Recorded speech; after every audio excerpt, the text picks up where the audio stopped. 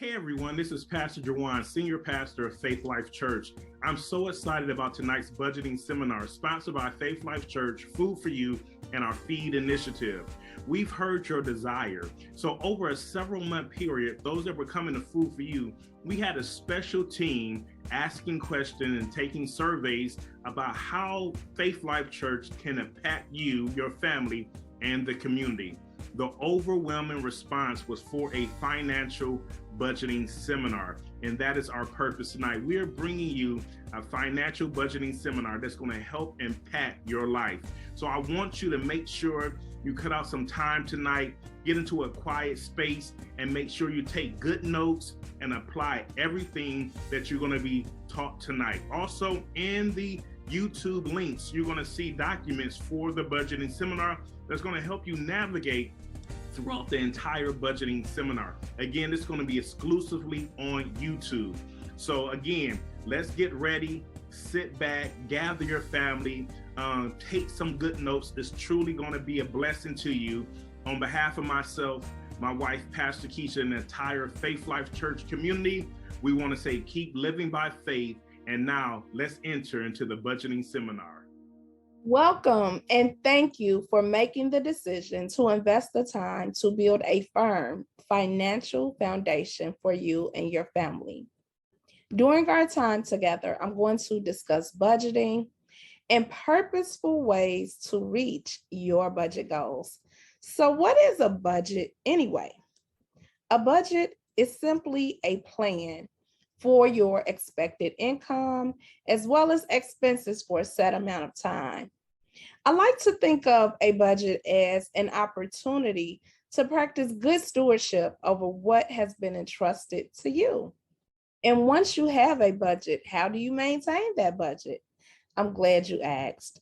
When you think of maintaining a budget, I want you to consider the words budget to zero, because your money should have a mission and your profit should always have a purpose.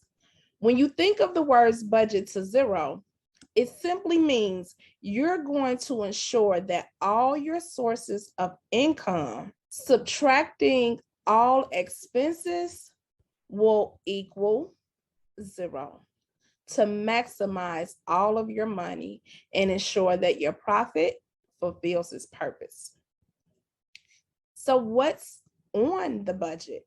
There are specific line items that should be included in your budget.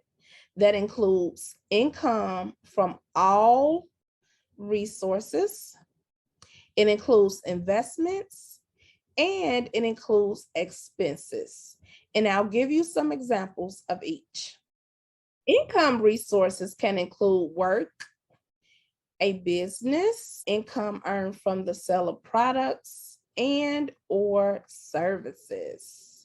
The expenses line items can include household expenses such as household, mortgage, rent, supplies, personal items, childcare, education, entertainment, food, healthcare, insurances, internet, telephone, travel, memberships, and utilities. Another really important line item is miscellaneous, and I'll share more about that in a few moments.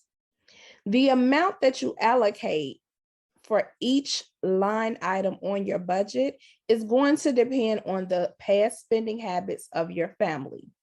Now, if you don't know that, then you can also take a look at local or national averages, or you can do a projected budget, meaning what you hope to earn as income or what you plan to receive for your income, and then what you believe or anticipate the expenses will be for you and your immediate family at that time. There are some standard or suggested line items.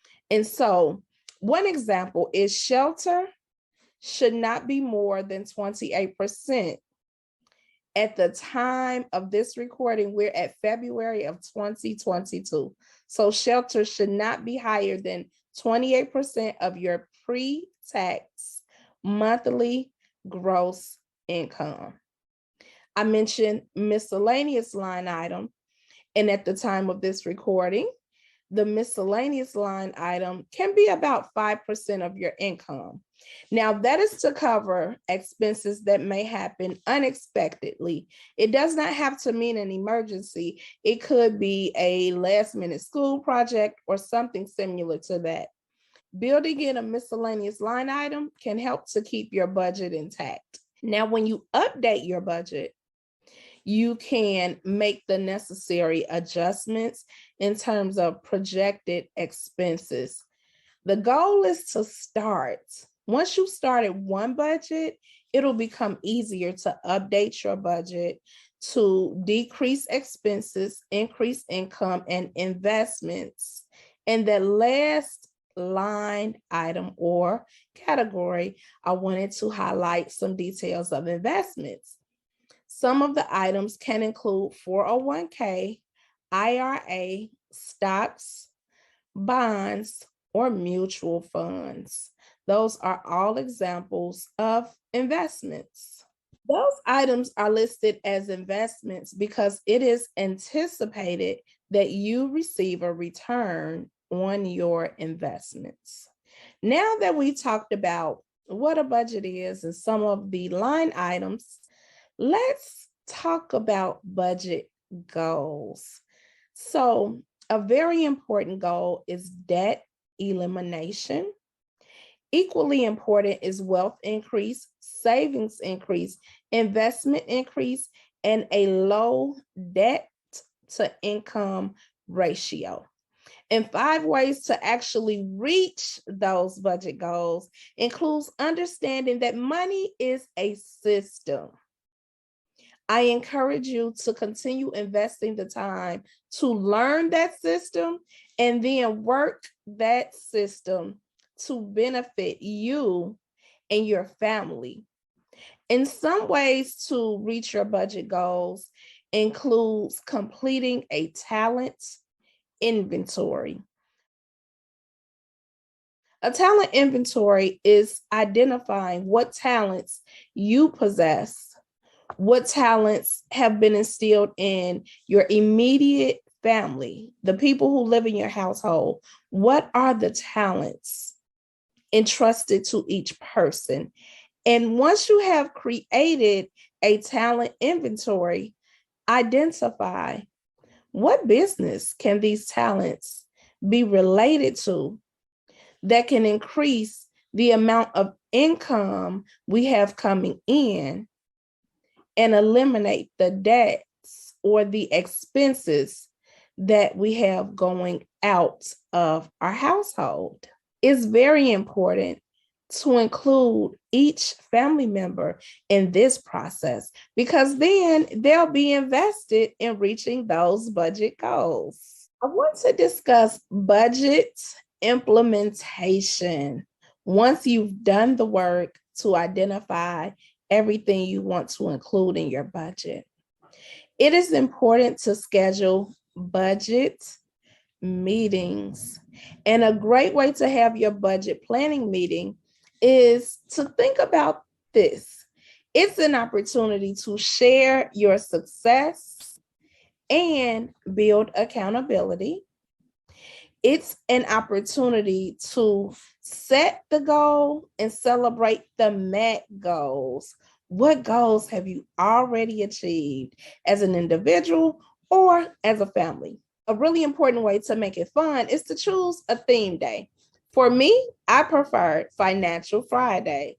It's the weekend, so it's an opportunity to reflect on the past week and prepare for the upcoming week. Some of the activities that can be completed during your budget planning meeting is creating charts like progress charts to look at where you started, to appreciate where you are and the progress you've already made, and to project future budgets as to where you want you and your family to be. I firmly suggest getting the investment of each family member. And if there are children involved, even consider maybe allowing them to create artwork that goes with the budget progress charts, or encourage them to create a goal, something that they want to achieve, and then discuss how you can achieve those individual personal goals as a family. Because when one family member wins, the entire family wins. And it is an opportunity to have a built-in way to celebrate small victories on the way to bigger victories. It's a way to celebrate small bills being paid in full on the way to the larger bills being paid in full. That's very, very important to appreciate the process and the progress. It's also important to consider budgeting principles. I like to share the principles of saving, sowing, and spending. Each principle is vital in your budgeting process. The saving. The purpose of saving is to help reach your budget goals. Savings can be planned for personal items, personal travel goals, holidays, events, family items, household items, or even something you want to do in your community as a family. The sewing principle is essential to your budget goals for several reasons. It has multiple levels of benefits. When you sew, you help accelerate the pace at which you grow. Sewing is literally an opportunity to help either a local church or a local organization reach a mission or goal that's beneficial for your community. And the third benefit of sewing is that it actually brings down the amount of taxable income. And I'll explain. When you sow into a tax deductible organization and you itemize your deductions, that taxable amount comes down. It makes a really, really big difference at tax time. And so consider it as a way to help move purpose-driven missions forward, as well as benefiting you when you go to prepare your taxes. So I like to share all the sides of saving, sewing, and spending. And so let's talk about the spending. Now, you've done the work to get the budget together, to identify the line items, to save, to pay off debts. Spending involves actually rewarding yourself.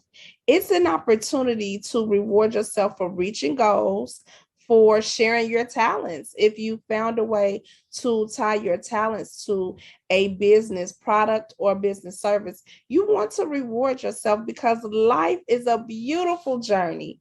And when you budget properly, it allows you to enjoy the rewards on your journey through life. When you properly budget, it also allows you to enjoy celebrating debt freedom, which frees up more time and more money to do the long-term goals and to live the long-term dreams. So consider it that way. It's a new mindset shift when you consider the importance and purpose of a budget.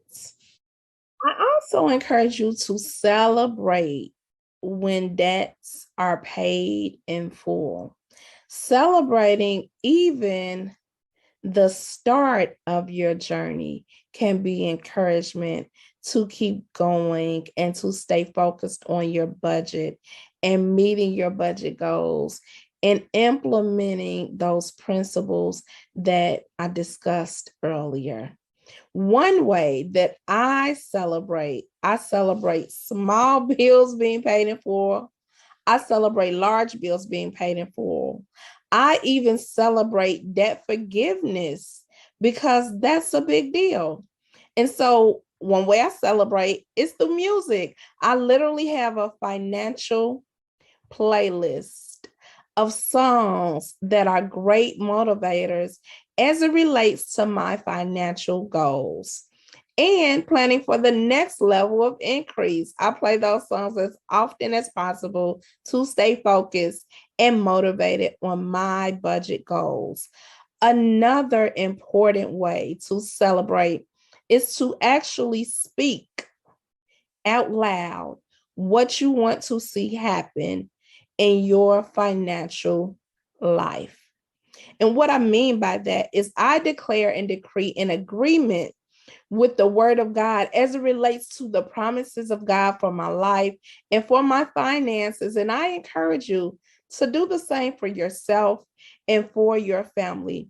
You will receive a bonus package that'll have a list of scriptures, declarations, and decrees that you can make personal and confess over yourself and your family. I hope that you enjoy your journey building a firm financial foundation for yourself and your family. I thank you for your time viewing this video. Continue kingdom blessings of success and progress in every area of your life. Hey everybody, this is Pastor Jawan back with you. My prayer is that this financial budgeting seminar was truly a blessing to you and your family. If you were unable to download the documents from tonight's seminar, just send us an email at visitflc@gmail.com. Again, that's visitflc@gmail.com, and we'll get that right to you. Well, our purpose is to provide powerful seminars like this to help you live your best life. So if you know some similar seminars that you're looking for that will impact your family and community, please let us know. Give us your feedback so that way we can truly be a blessing to you. On behalf of myself, my wife, Pastor Keisha, and the entire Faith Life Church community, we would just want to let you know that we love you, and we encourage you to check out our broadcast every Tuesday morning at 10 a.m., Thursday nights at 7 p.m., and on Sunday mornings at 9 a.m. live on YouTube, Facebook, and Twitter. Well, again, I hope that you enjoyed yourself, and like always, have a super productive day. God bless you.